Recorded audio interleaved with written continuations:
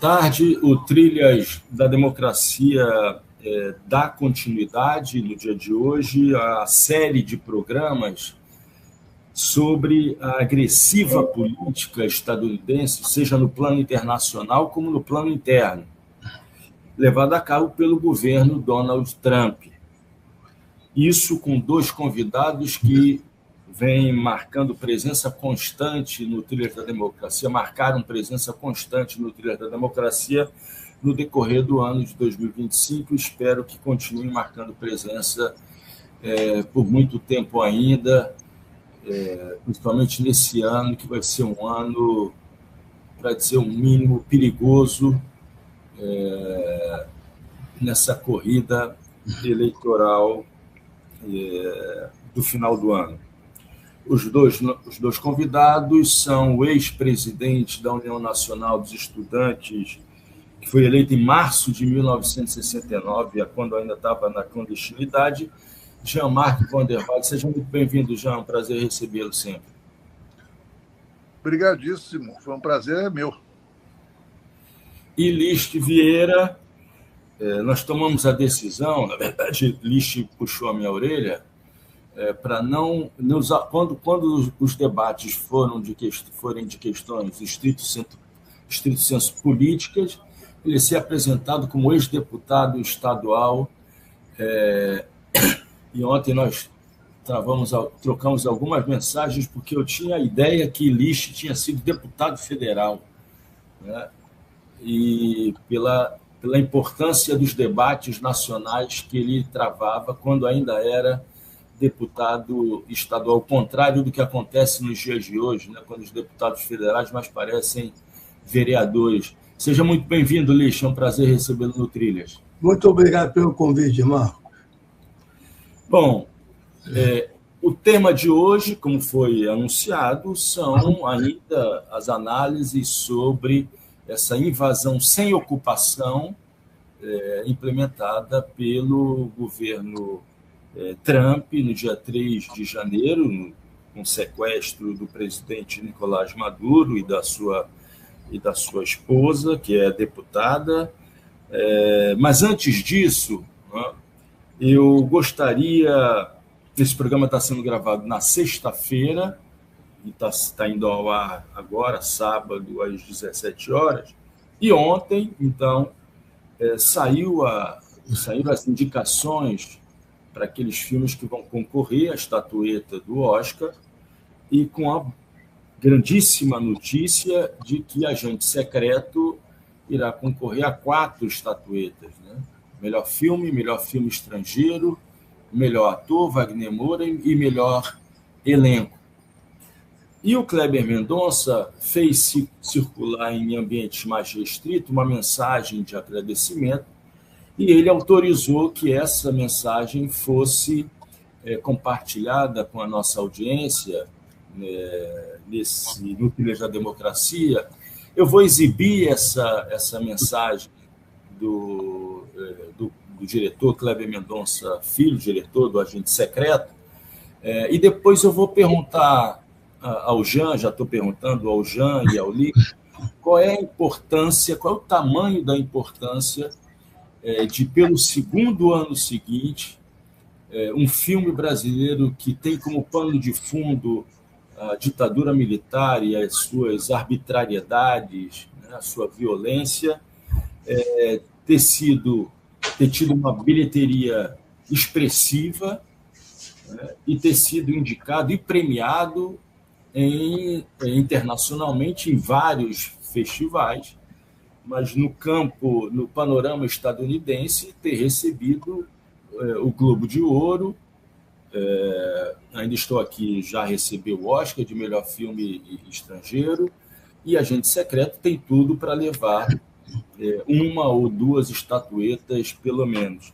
Deixa eu passar o vídeo do Kleber Mendonça, e, na sequência, Lichte primeiro e depois já falarão da importância disso. Um grande abraço, muito obrigado por toda essa energia tão incrível que a gente está sentindo do público brasileiro para o Agente Secreto e para essas 4 indicações. A gente estava até agora há pouco com vários amigos aqui que ajudaram, fizeram parte do filme. Foi muito bom. Muito bom em termos, porque é bem nervoso, né? Mas foi bom acompanhar ao vivo a transmissão. E eu quero também agradecer a Neon pelo trabalho excelente que vem sendo feito e que agora tem continuidade no mês de fevereiro nos Estados Unidos, divulgando o filme, nos Estados Unidos e também em outros países. Agradecer a Vitrine Filmes aqui no Brasil, que ajudou a gente a transformar o Agente Secreto num arrasa-quarteirão. Passamos ontem de 1,5 milhão de espectadores, o que é absolutamente incrível. Quero também agradecer e mandar um grande abraço para o Wagner Moura, que estava no avião quando ele soube da informação que ele está indicado ao Oscar de melhor ator. Tem gente ligando agora aqui, depois eu atendo. Eu queria também dizer uma coisa que é muito bom. Esse filme, ele está vindo 1 ano depois do Ainda Estou Aqui, do Walter Salles. Esse é um filme que tem 4 indicações, que é a mesma quantidade de indicações que o Cidade de Deus, do Fernando Meirelles e da Katia Lund conseguiu em 2003, se eu não me engano. E fala-se muito dessa coisa das grandes premiações, né? Prestigiosas, como o Globo de Ouro, que a gente ganhou 2 e fez história agora com as 4 indicações do Oscar.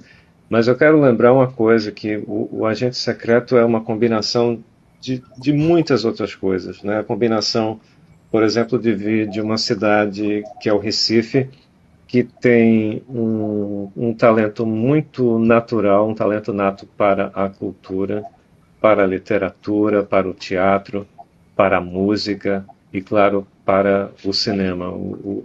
O Agente Secreto não surgiu esse ano. O Agente Secreto é fruto de muitos outros filmes. Não só os filmes que eu já fiz, mas o Agente Secreto também não existiria sem Amarelo Manga, de Cláudio Assis, por exemplo. Foi a primeira vez que eu vi a cidade do Recife em tela Cinemascope, na época, na primeira exibição do filme no Festival do Rio, e aquilo me impactou muito. Então, o Agente Secreto é fruto de muita coisa, é fruto de políticas públicas. Políticas públicas, elas são uma maneira inteligente, está na nossa Constituição, de você investir na identidade do próprio país. Com políticas públicas para as artes, para a expressão artística, eu realmente acho que a população do nosso país passa a se ver, e é muito interessante, é muito importante quando você se vê. Ver filmes de outros países é também parte do que nós somos. Eu fui construído vendo filmes do mundo inteiro e, claro, também de Hollywood. Mas você vê filmes brasileiros, você vê a arte, a produção artística brasileira, isso é de extrema importância. E o Brasil é um dos países que utiliza de maneira inteligente o investimento público em produtos culturais do Brasil. Um pouco como se investe também na indústria automobilística, um pouco também como se investe no agronegócio. Tudo isso faz parte de como a sociedade funciona. E eu acho que investir no produto cultural do país é uma maneira muito inteligente de investir esse dinheiro. A gente tem agora novos filmes em Berlim, no Festival de Berlim, e a gente tem, eu espero que, novos filmes incríveis sendo trabalhados hoje, ou escritos, ou montados, ou mixados, nesse momento em que eu estou aqui falando com vocês. Portanto, um grande abraço para todo mundo que tem acompanhado a trajetória do Agente Secreto desde maio, no Festival de Cannes. E estamos aí. Eu estou muito feliz com esse dia de hoje, e um grande beijo para vocês. O Mili está aqui do meu lado. E é isso. Boa tarde. Muito bem, Liz, qual é a importância do Agente Secreto? Antes disso, ainda estou aqui para vocês, para vocês, mas para toda a sociedade brasileira, mas para vocês que resistiram à ditadura militar, colocando em risco a própria vida. Por favor, Liz. Bem, antes de mais nada, eu quero me congratular com o Kleber Mendonça pelo belíssimo filme que ele fez do ponto de vista técnico, artístico e político. Do nosso ângulo, pessoas que lutaram contra a ditadura militar no Brasil, o filme é extraordinário, porque reproduz e reconhece a importância da luta contra a ditadura pela construção da democracia no Brasil, mesmo que tal não tenha sido o horizonte imediato de algumas pessoas daquela época. Mas o resultado objetivo que foi alcançado foi uma grande contribuição para a democracia no Brasil com o enfraquecimento da ditadura. Eu gostaria de dizer, aproveitar a oportunidade, que eu perdi uma vez uma aposta. Foi com o filme Bacurau. Eu apostei com um amigo que Bacurau ia ser escolhido para representar o Brasil no Oscar, porque eu acho o filme muito original, o Bacurau. E não foi um outro filme também bom, mas um outro filme é sobre relações familiares. E esse tema, existe centenas, milhares de filmes no mundo sobre relações familiares. E o Bacurau é um filme absolutamente original. Eu fiquei, na época, entusiasmado, mas eu perdi a aposta. De qualquer maneira, eu quero aqui dar os parabéns ao Kleber Mendonça, que eu não conheço, estou tendo o prazer de ver agora, pelo filme atual, Agente Secreto, e também pelo Bacurau, porque, aproveitando o gancho, gostaria de parabenizá-lo. Bacurau, que também foi escrito e dirigido pelo Kleber Mendonça, né? Exato. Jean-Marc? Olha, endossar o comentário do Lift, os cumprimentos, entende, ao Kleber e a toda a equipe que montou, que é extraordinário, porque você olha para o filme, ele tem qualquer aspecto da produção de um filme, é muito bom o que se faz. Equipes, câmera, escolha de tema, escolha do itinerário, dos diálogos, é um filme realmente excepcional. Do ponto de vista de impacto, eu acho que tem duas coisas que a gente tem que olhar. O impacto no Brasil, eu acho que é espetacular. Eu acho que ele presta um serviço público importantíssimo, que é levar para grandes multidões, de uma forma sensível, a problemática da ditadura militar. Isso pensando que o Brasil ainda é um país relativamente despolitizado em relação ao que foi essa história. Então, acho que você aprofundar, esclarecer, trazer para o conhecimento, inclusive de gerações mais novas que não viveram isso, eu acho que é uma coisa muito, muito boa, muito superior a qualquer coisa que, digamos, que a gente tenha tentado ao longo do tempo, fazendo esforços políticos de demonstrar, né, cada um de nós, no seu lugar, nos seus escritos, nas suas falas, nas suas conferências, a gente faz um esforço de levar a mesma preocupação de politização da história para o público.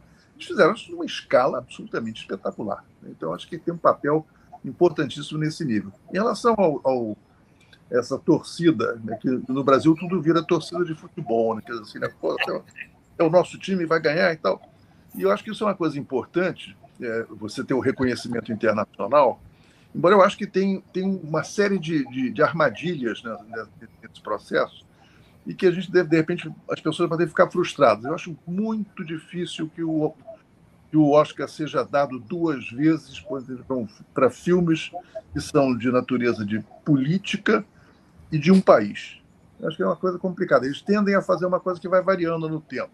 Mas, esse ano é matemática, outro ano outra temática.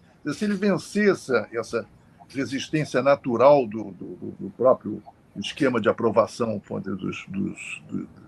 dos prêmios do Oscar, vai ser uma coisa triplamente espetacular, porque não é realmente comum que isso aconteça nessas premiações. O último, se eu acho que eu não estou enganado, foi Roberto Benigni que ganhou o Oscar de melhor filme e melhor filme estrangeiro com A Vida é Bela. Mas a gente tem que lembrar a cena final do filme, né? Que é a entrada libertadora do Exército Americano para libertar a Itália. Mas diga, João, você ia dizer mais alguma coisa? Não, acho que não. Fundamentalmente é isso aí. Eu acho que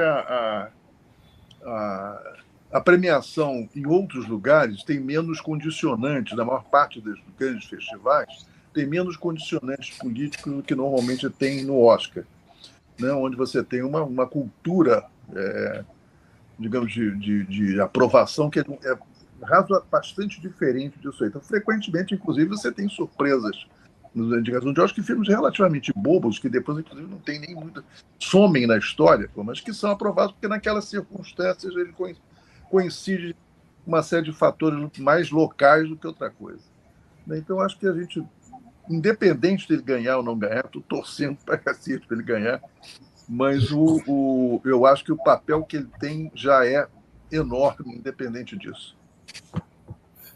Gostaria, já que a gente está falando de cinema, e só para dar um encerramento, né? Quer dizer, o audiovisual pernambucano é impressionante. A quantidade de diretores de uma criatividade ímpar, né? que são daqui de Pernambuco, de Recife, Olinda em particular. Eu gostaria de sugerir dois filmes que já estão disponíveis aí no streaming, né? Um é O Último Azul, dirigido por Gabriel Mascaro, um recifense também, um grande diretor, e o outro que eu vi ontem, Criaturas da Mente, que é do Marcelo Gomes, que tem como personagem central o grande cientista Siddhartha Ribeiro. Viva o cinema brasileiro e viva o resgate dessa memória, né, depois de 4 anos de arrasa quarteirão, né, política de terra arrasada levada a cabo durante o governo Bolsonaro. Muito bem, vamos ao tema. Guerra à Vista é o título desse programa. Tanto List quanto Jean escreveram artigos que saíram publicados. Eu sou leitor diário, né, do site A Terra é Redonda, já fiz aqui inúmeras vezes o devido reconhecimento desse site que nos alimenta de reflexões sempre no campo crítico, né, da teoria, próximo da teoria crítica. E tanto List quanto Jean publicaram 2 artigos para analisar o que aconteceu, né? O que significa essa invasão sem ocupação, essa agressão à Venezuela no dia 3 de janeiro. Né? E eu vou exibir aqui os dois links, mas de toda forma basta entrar no site A Terra Redonda, colocar em pesquisar Guerra à Vista, List Vieira, e Choque da Realidade, ou Realidade do Choque, do Jamar, que vocês vão ter acesso aos dois artigos, mas de toda forma eu vou compartilhar aqui primeiro o link do artigo e agora eu me confundi, esse possivelmente é o artigo do Jean, né? E na sequência o link do artigo do List. E List, eu gostaria de fazer a leitura dos 3 parágrafos iniciais do teu artigo, em que você, que tem formação jurídica também, defende uma ideia de que o que pode estar acontecendo com Trump se enquadraria naquilo que, dentro do Código Penal, é caracterizado como dolo eventual. Abro aspas. O mundo inteiro fala e escreve sobre Donald Trump, mas nem todos arriscaram fazer a relação entre Donald Trump e a possibilidade de uma guerra mundial. Não que ele deseje, mas suas ações criam as condições para que tal venha a ocorrer. Lembra um pouco o conceito de dolo eventual. O agente pode não desejar produzir o evento, mas age de tal forma que esse evento muito provavelmente será produzido. Por exemplo, alguém que dirige um carro a 150 km por hora na cidade vai acabar matando alguém. ele pode não desejar essa morte, mas seu comportamento cria as condições para que tal venha a ocorrer. Por fim, a invasão militar da Venezuela e o sequestro do presidente Nicolás Maduro, o bloqueio naval para impedir navios comerciais de levarem petróleo venezuelano para seus compradores, a ameaça a Cuba e a Groenlândia jogam lenha na fogueira que aquece a possibilidade de uma guerra em larga escala. Lichte, existe realmente um dolo eventual internacional nas ações trumpistas, e isso pode levar, sem que ele queira inicialmente, a um conflito sistêmico?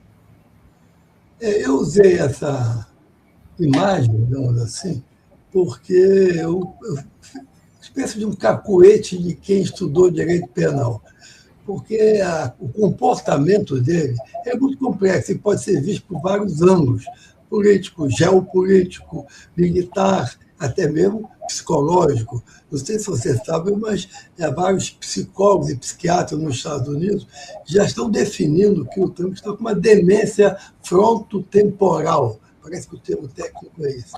Então, ou seja, ele pode ser analisado de vários ângulos. Né? De qualquer maneira, é verdade também que a ambição pela Groenlândia veio muitas e muitas décadas atrás. Outros presidentes também ambicionaram a Groenlândia. Não é monopólio do Trump pela Groenlândia pelo aspecto geopolítico, né?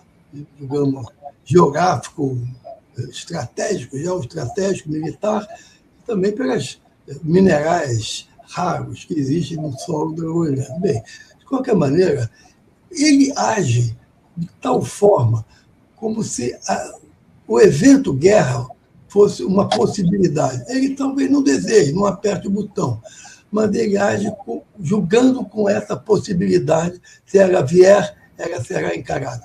Porque os Estados Unidos é um país que está em declínio do ponto de vista de sua hegemonia unilateral no mundo. Mais ou menos consenso, todo mundo que já começou uma certa decadência econômica. A força dos Estados Unidos é o dólar, porque é um acordo que o dólar é a moeda universal, né?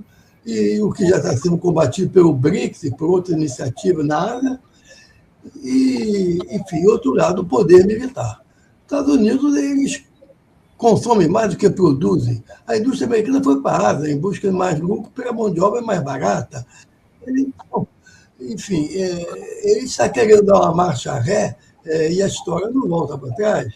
Enfim, ele está numa situação de, além de tudo, pela arrogância, pela onipotência, pela vontade de ser o imperador do mundo, tal como definiu o presidente Lula, ele está numa situação realmente que ele espalha a gasolina, não acende o fósforo, por enquanto, mas ele está espalhando gasolina para que aumente a possibilidade de que uma guerra global, de larga escala, possa vir a ocorrer.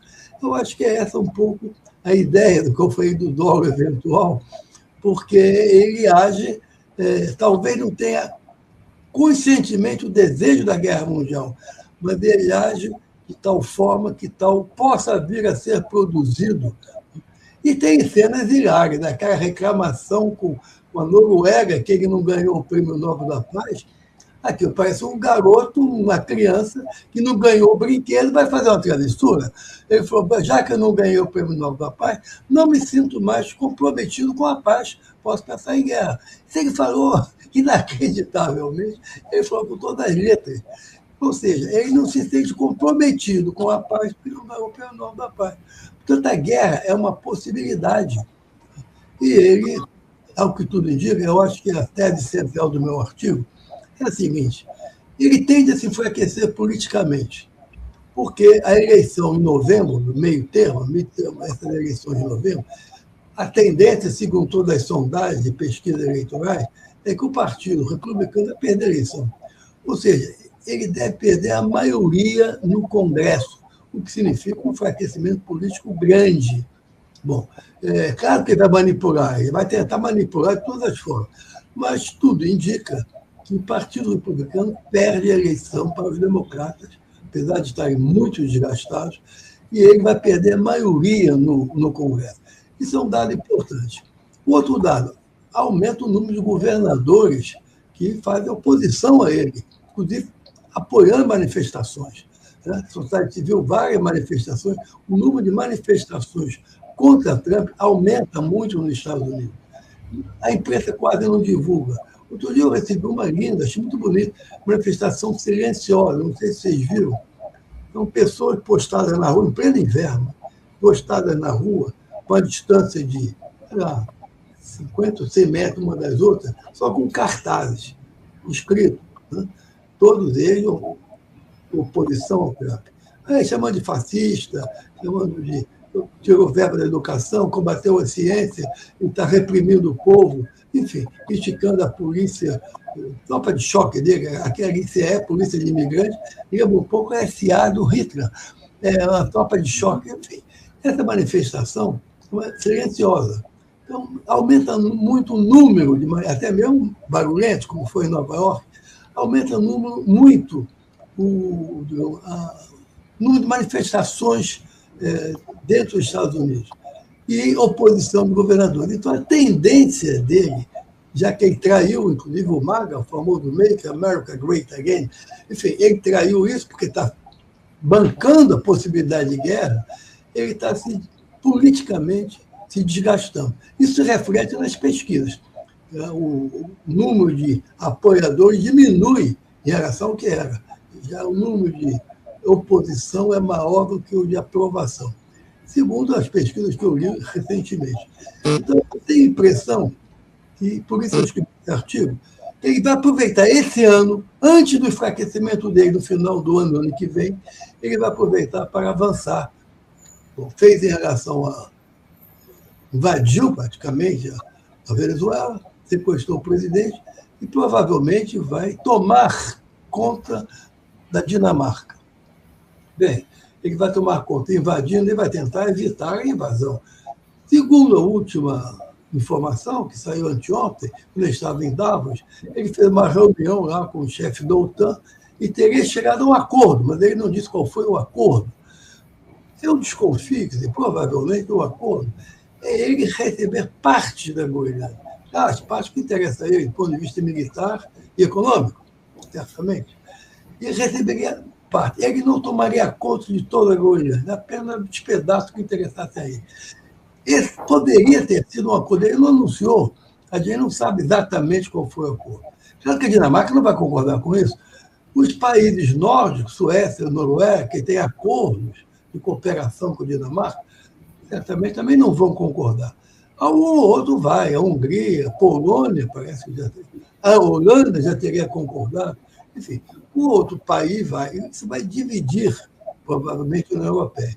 Mas, de qualquer maneira, a Europa, que, digamos, tem sido humilhada e vilipendiada por Trump ao longo do seu primeiro ano de mandato, ela ou vai se entregar ou vai reagir de alguma forma, ou de forma econômica, provavelmente, de forma militar não vai, mas de forma econômica vai tentar reagir a essa, digamos, tentativa de dominação mundial por parte do Trump, porque ele quer ser o dono do mundo. Essa ONU, ele inventou uma ONU, inventou a ONU dele, né?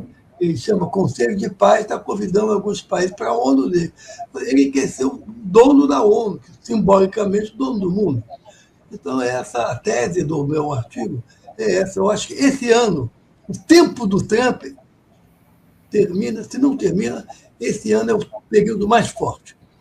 Ano que vem, ele se enfraquece politicamente. Então, ele vai avançar esse ano. Essa é a tese do artigo, com a história de guerra à vista. Foi um título que eu inventei. E o início, com a base do dólar eventual, é cacuete de quem estudou direito.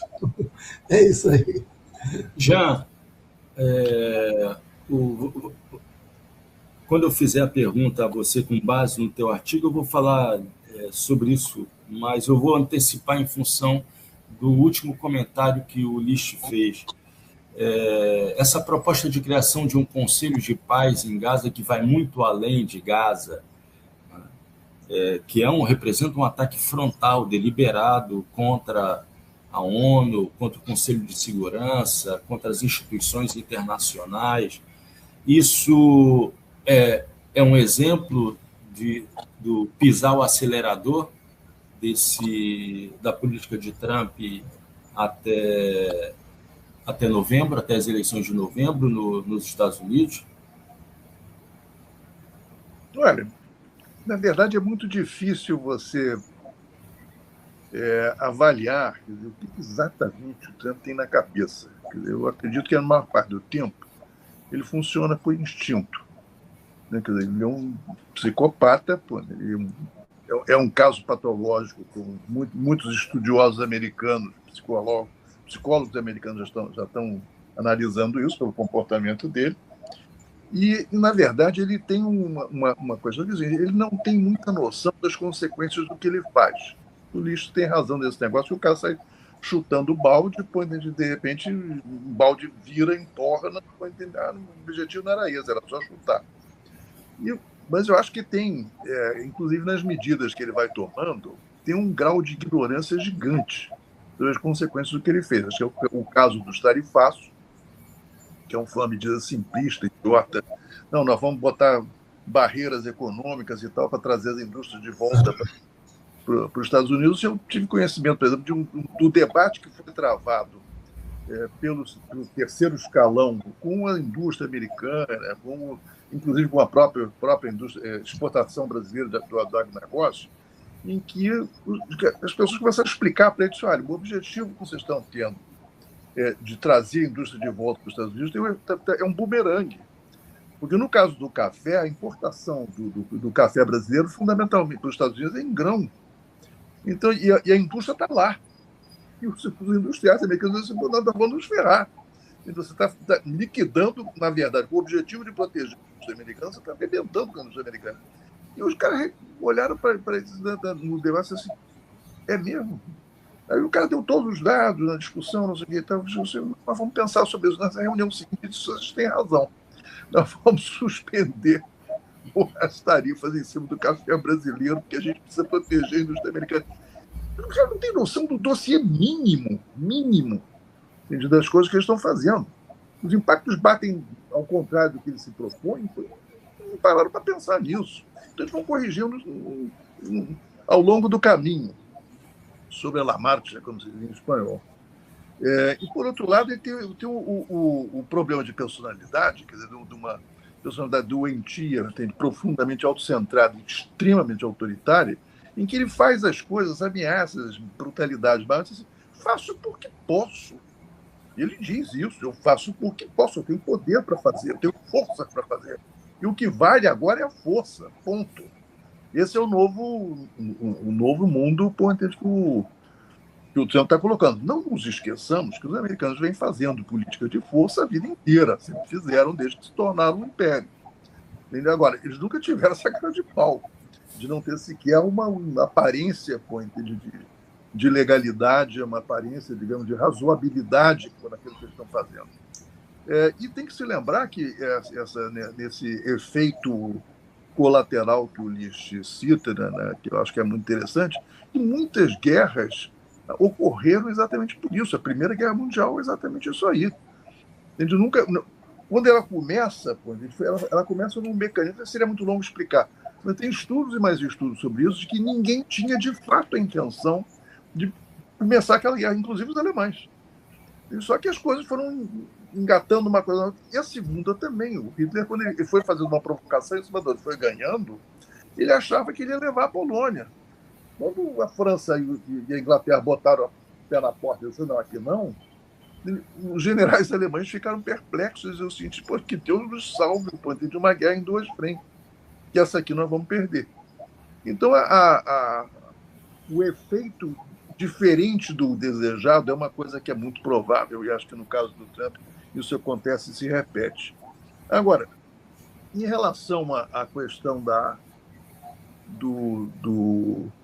dessas medidas, invasão, sequestro lá do Maduro, essas coisas todas, ele está lidando, embora seja uma atitude agressiva, invasiva, né, e tudo mais, quer dizer, inteiramente ilegal do ponto de vista internacional e mesmo nacional, ele precisaria de uma aprovação do Senado americano para fazer esse tipo de ação, e ele simplesmente disse: a gente não fez porque o Congresso ia vazar a informação Eles ainda humilharam os próprios deputados depois de terem passado por cima de uma exigência legal enfim, da própria direitos que têm os diferentes agentes institucionais americanos.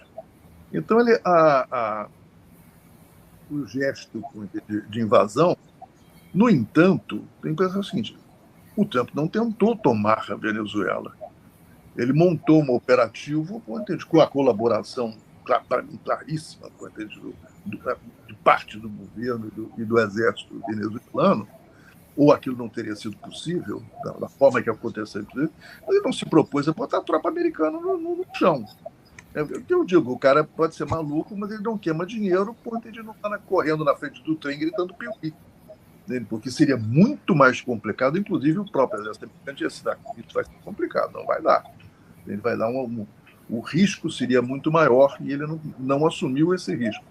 Agora, idem para a Groenlândia. Vou botar a tropa, não sei o que e tal. O primeiro espirro que os europeus deram, embora seja um espirro, na verdade, não foi de uma reação muito grande. Eles, não, a força militar eu não vou usar, mas vou fazer outras coisas, chegar a um acordo, maravilhoso, não sei o que e tal.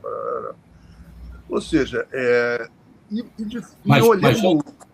só para falar da relação com os europeus, eu posso estar enganado, mas foi a primeira vez que eu ouvi da boca de um presidente dos Estados Unidos, ao invés de nós libertamos a Itália, a Alemanha e o Japão da besta nazista, da besta fascista, que era a forma como os presidentes dos Estados Unidos tratavam do tema, né, da derrota do nazismo e do fascismo na Europa, no mundo. Foi a primeira vez que eu vejo um presidente dos Estados Unidos, posso estar enganado, dizer: nós derrotamos a Itália, a Alemanha e o Japão. Né? Isso é muito, muito grave do ponto de vista dessas relações históricas pós-Segunda Guerra Mundial de cooperação entre Estados Unidos e Europa. Não é? Com certeza. Na verdade, ele está chutando o balde também nesse lado, porque ele já tinha manifestado no outro governo uma resistência, digamos assim, um ruído forte nas relações com a OTAN. Né? O ponto de dizer, olha, se eles não botarem mais dinheiro, a Europa não botar mais dinheiro para fortalecer suas forças armadas, nós vamos sair. Ele já fez ameaças de sair desde o primeiro governo. E nesse momento ele está simplesmente assim, já estou um pouco me lixando para as regras da OTAN, entendeu? O que eu posso fazer, eu faço e acabou. Mas eu acho que tem apesar de toda a sua agressividade, na minha avaliação, eu acho que o que o Trump vem fazendo é mais defensivo do que ofensivo. Né? Então, ele está, em relação à Ucrânia, claramente, se for comparar com a política do Biden, que inundou aquilo de dinheiro, de arma, a coisa dele foi muito mais reticente, né? E ele tem na verdade, eu acho que em relação à Europa, a política dele é um pouco assim, se virem. Né? Por outro lado, ele está, se for olhar a política na África, que nunca foi nada muito espetacular, ele está praticamente saindo fora. Ele está pouco se interessando quando está rolando por lá. Resta a questão da China, que eu acho que é a questão mais significativa, porque ele encara a China como inimigo principal, o discurso institucional, inclusive americano e até das Forças Armadas, é que o grande inimigo é a China. Agora, a China tem uma política soft. Ela não bota tropa invadindo ninguém, entendeu? Ela está entrando pela economia, está entrando pelo financiamento, compra, não sei o que. Ela está comprando uma vinculação com muita gente na África de uma forma maciça e na América Latina de uma forma muito importante. Então, na verdade, a briga do Trump acerca do campeonato é fundamentalmente garantir o que eles chamam de quintal. Né? Quer dizer, a América, do Alasca à Patagônia. Essa área ele vai jogar pesado para trazer para um controle maior. E onde é que são as ameaças maiores? O Brasil é uma ameaça significativa pelo fato de que está dentro do BRICS, um dos primeiros, foi o primeiro país, né, da América Latina e de longe o mais importante, a entrar no BRICS. O BRICS tem uma intenção declarada, de sair da zona dólar e criar um elemento um instrumento financeiro de troca que não passe pelo dólar, embora os chineses tenham tanto dólar acumulado que eles podem adiar esse negócio há algum tempo, porque eles têm dólar para gastar, eles estão comprando com dólar, fundamentalmente. Agora, quando dá oportunidade, eles fazem a troca em yuan. Era o que estavam fazendo com os venezuelanos, que não tinham dólar nenhum. Então, eles ficaram trocando petróleo formalmente pelos yuans, até que o Trump está entrando nesse caminho. Vamos botar um bloqueio aqui nessas relações. Eu acho que eles vão tentar fazer essa pressão em cima dos países, no caso, México, Brasil, Colômbia, que são os 3 países que poderiam botar um freio maior na intencionalidade de garantir que pelo menos o espaço dólar fique garantido. Eles não podem fazer um bloqueio econômico para a China na América Latina inteira, porque eles não têm como competir. Os chineses oferecem produtos em quantidade mais competitivos que os americanos de longe. Agora, o que os americanos vão botar como exigência para todos os governos latino-americanos é o seguinte: do dólar ninguém sabe. Que para isso, para os Estados Unidos, é vital. Se eles perdem o padrão dólar no mercado internacional, a economia americana vai levar um baque crucial. Eles dependem muito disso para sobreviver.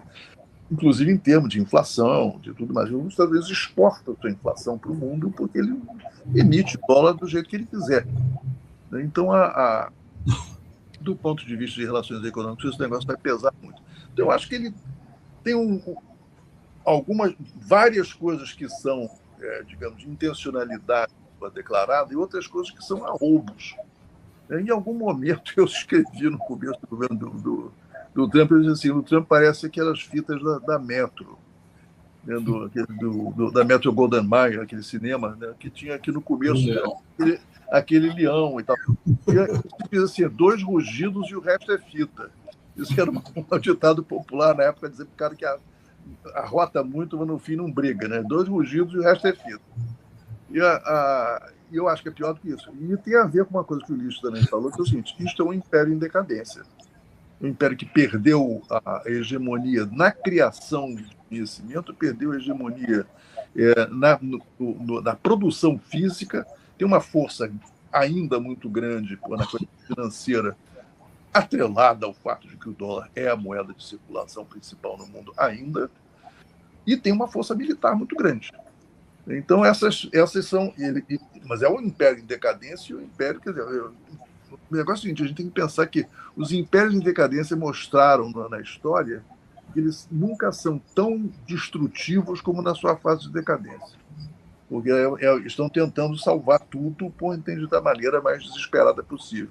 Razão pela qual um incidente militar mais pesado pode acontecer.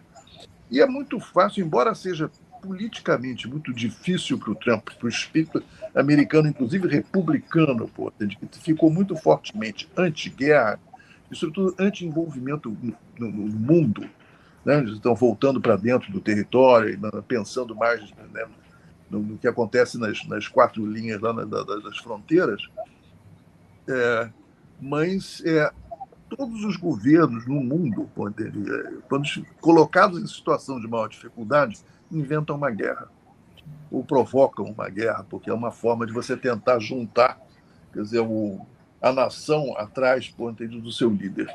Eu duvido que ele tente isso, apesar de eu achar que nos Estados Unidos, nesse momento, está muito difícil, dada a resistência, inclusive, em relação à Venezuela, apesar de não ter sido uma invasão, não teve nenhum, digamos, cadáver de um soldado americano voltando para os Estados Unidos, ou seja, o impacto mais negativo não aconteceu, mas a opinião pública americana deu exatamente o inverso da brasileira.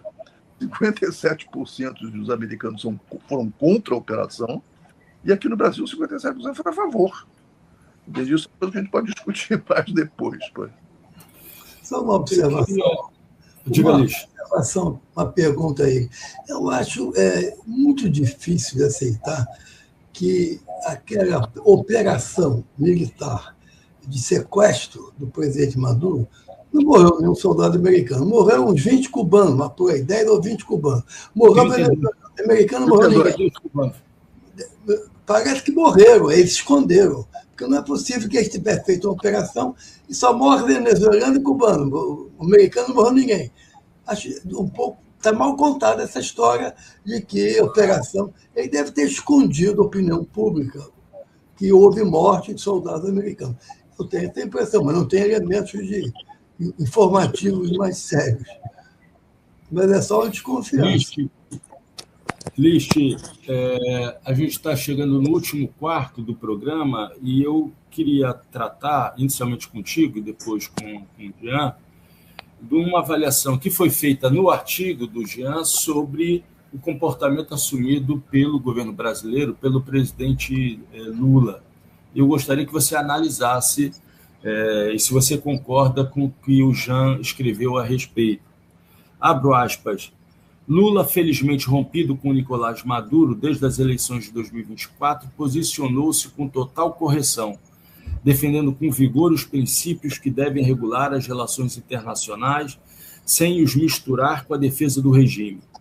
A grande mídia, desapontada por não poder atacar Lula, concordou com a posição do governo, embora aplauda mais o Itamaraty do que o presidente. Ponto positivo nesta campanha eleitoral antecipada. Podemos esperar que Donald Trump e as Big Techs vão tentar de tudo para derrotar Lula nas próximas eleições. Mas, felizmente, até agora, tanto os tarifácios como esta invasão estão jogando contra o apoio de Donald Trump a Flávio Bolsonaro ou outro bolsonarista de plantão. Que siga assim. Liste, qual é a tua avaliação sobre o comportamento do governo brasileiro, do presidente Lula, acerca do comportamento dos Estados Unidos agressivo, a política do Big Stick sem a parte soft da diplomacia? O presidente Lula tem agido corretamente? Vou começar dizendo que eu não li o artigo do Jean, mas gostei muito. Essa frase, eu me lembro que eu era pequeno, eu sou mais idoso que vocês. Campanha do brigadeiro Eduardo Gomes, do ano lá, já esqueci, depois da guerra. E aí perguntaram, eu era garoto novo, perguntaram a um professor, esqueci até o nome dele, se ele tinha ouvido o último discurso do Eduardo Gomes. Ele falou, não vi e não gostei. Daí, essa frase foi imitada. A primeira vez que eu vi foi esse professor dizer isso. Você deve lembrar já. É um professor de filosofia, tinha um nome francês. Mas eu não me lembro o nome dele, que sumiu, morreu certamente. Mas, enfim, eu falei essa brincadeira inicial.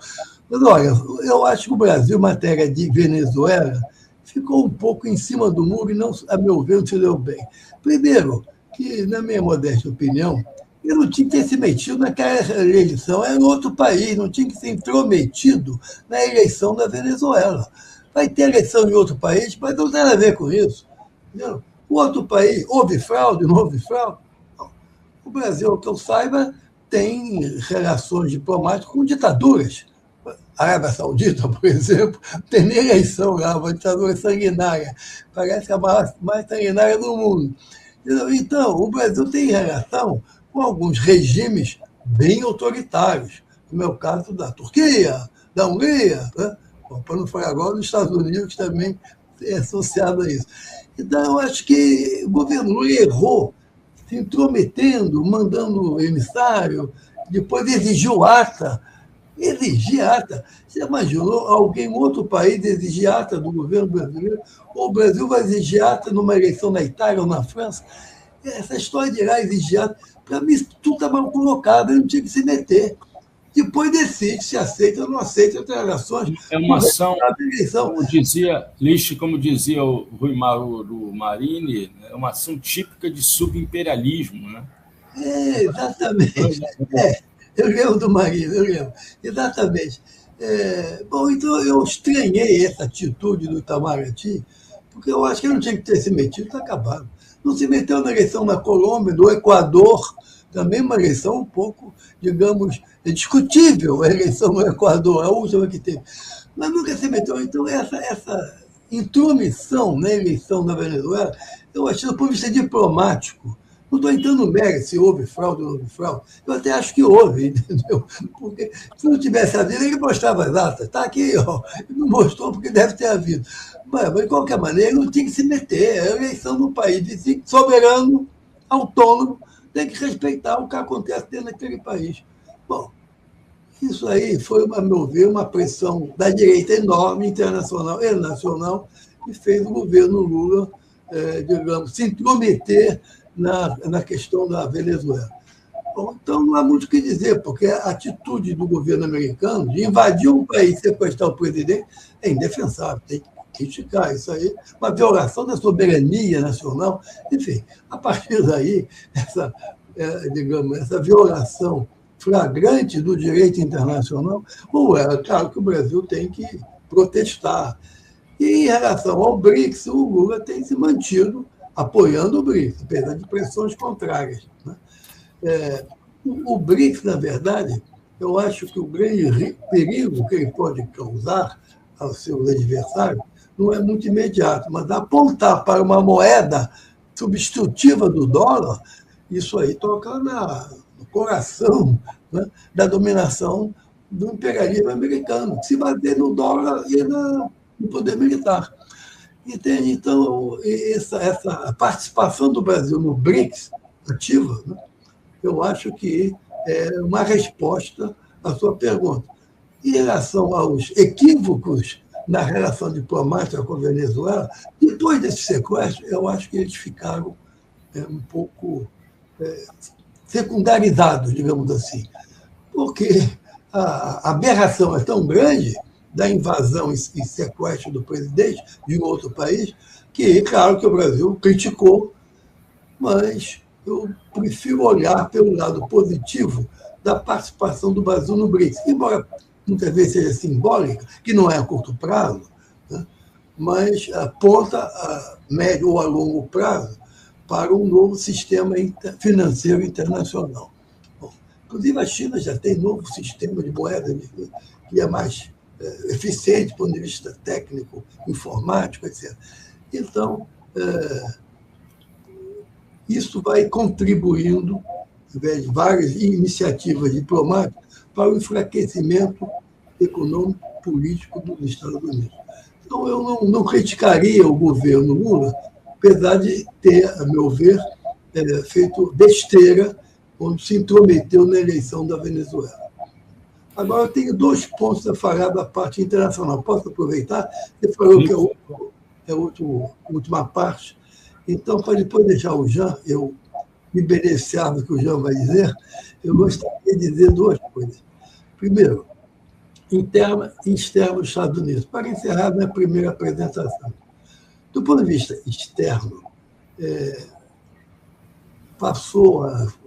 foi muito apoiada a ideia de que o Trump estaria dividindo o mundo em 3 partes. Tem que ficar com a América, a Rússia com a Europa, a Eurásia, e a China com a Ásia. Enfim. Isso não corresponde muito à realidade das relações internacionais, porque os Estados Unidos já definiram que seu inimigo estratégico é a China. É a China que pode enfrentar, né, o poderio, a hegemonia econômica unilateral dos Estados Unidos, principalmente em termos econômicos. Então, eu acho que essa ideia, né, essa hipótese, ela não se sustenta. E, do ponto de vista interno, há um aspecto também muito interessante, que já tem muita gente, analistas e cientistas políticos, começando a falar na possibilidade de guerra civil nos Estados Unidos, na possibilidade de guerra interna nos Estados Unidos. Claro que é impossível prever a dimensão dessa guerra. São focos isolados, a ser maior, etc. Eu me lembro aqui de um filme francês que eu vi há muitos anos atrás, chamado A Nova Guerra Civil. Se não me engano, é isso. Nova Guerra Civil. Bom, eu, para dizer a verdade, não me lembro se é francês. Eu acho que não é. Eu vi na França, mas não é. A Nova Guerra Civil é o seguinte: há uma guerra entre a Índia e o Paquistão, guerra nuclear, aí o número de refugiados é enorme, milhões, invade os Estados Unidos em busca de refúgio. Aí tem governador que não aceita, governador que aceita, e aí, em função, uns querem expulsar, outros não querem, e aí gera uma guerra civil interna nos Estados Unidos. É um filme, apenas um filme, mas a revolta provocada pelo Trump, a sua gestão, né, atual, ela está provocando, poderá provocar, digamos, episódios de rebeldia militar, digamos assim. Não está muito longe disso. Né?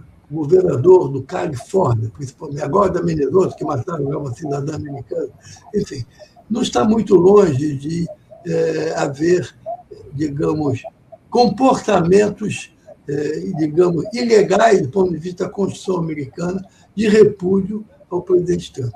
Enfim, isso é algo também que deve ser levado em conta, mas eu não sou autoridade para analisar a política interna dos Estados Unidos. Mas eu acredito que o desgaste, por isso que a minha hipótese, eu quero dizer que é uma hipótese, a minha hipótese é que a tendência é o enfraquecimento político do Trump, pela eleição em novembro, pelo aumento da posição do governador de manifestações populares. Enfim, a hipótese é que, como ele tende a se enfraquecer, ele vai acelerar, vai pisar no acelerador este ano em relação à questão da Groenlândia, por exemplo. Como vai ser, é impossível prever, porque ele disse que fez acordo, não anunciou qual é, então ninguém sabe exatamente, mas vai haver aí um enfrentamento político e talvez até militar, me parece que ainda este ano. Essa é uma hipótese, porque ele aproveitar que ainda tem força política, maioria no Congresso, por exemplo. Então, eu queria encerrar com essa parte da análise do Trump, no plano externo e no plano interno. Em relação à questão do governo Lula, eu prefiro agora ouvir o Jean. Jean, você tem 5 minutos para dizer se Lula e o governo brasileiro, como diziam os jovens, mandaram bem na questão, na forma de lidar com a invasão sem ocupação do território venezuelano, com o sequestro do presidente Nicolás Maduro. Olha, eu concordo com o Lício de que a postura do Lula passada, que eu não analisei, nem procurei analisar, só dizer o seguinte: houve uma manifestação de uma ruptura política. E até então, o Lula e o governo e o PT estavam passando o pano por tudo que acontecia na Venezuela, independente de uma questão de governo, uma questão política. É uma questão de, claro, de relações intergovernamentais de país para país, você tem que respeitar o outro país, você tem que intervir dentro dele. Agora, você não precisa sair defendendo, digamos, assumindo, entendeu, a postura de defender politicamente, entendeu, a ditadura do Maduro, como o governo vinha fazendo e o PT vem fazendo há muito tempo. Eu acho que eu me lembro, inclusive, no processo eleitoral, no caso não era Venezuela, era Nicarágua. Na eleição de 2022, antes da eleição, o Lula fez uma viagem triunfante pela Europa, que foi um espetáculo, um sucesso total, e no fim ele fez uma entrevista. Ei, o Jean sumiu. Já fugiu. Já fugiu. Já caiu, ficou com receio de aprofundar a análise sobre o comportamento do governo brasileiro, do presidente Lula. Vamos ver se ele volta. Jean, você desapareceu. Fica para o próximo programa, devido a esse problema técnico, essa avaliação, essa análise do Jean Marques sobre o comportamento. A gente vai ter um outro programa para tratar, logo depois do Carnaval, quando o ano começar, um primeiro conjunto de programas para fazer análise do que se espera a respeito. Jean voltou. Jean, 3 minutos, por favor, para encerrar a tua análise. Tu falava dessa viagem triunfal do Lula à Europa. Não se lembra mais. Não sei o que está havendo aqui. Eu saí do ar. Mas... Você voltou. Já está aqui de novo. Não, você agora está visível. Agora ele não ouve mais. Não ouvindo nada. Bom, Nada. Vamos fazer o seguinte. Estamos vendo e ouvindo você. A gente vai ter que encerrar o programa. A gente já chegou ao teto aqui de 1 hora do Trilhas. Grande abraço, Jean. Grande abraço, Liste. Obrigado. Depois do Carnaval, a gente se encontra. Depois do Carnaval terão mais fácil novidades, certamente. O Trilhas fica por aqui e volta amanhã às 15 horas com o professor de Ciência Política da Universidade de São Paulo, Bernardo Recupero, para discutir, continuar discutindo. Esse vai ser o 6º Trilhas da Democracia, sobre sobre o sequestro de Nicolás Maduro e análise do comportamento dos Estados Unidos de Donald Trump, né? E ele vai fazer isso, Bernardo Recupero, à luz da história. Nos vemos amanhã às 15 horas. Grande abraço, Liste, e vamos adiante. E viva o cinema brasileiro. Sem dúvida.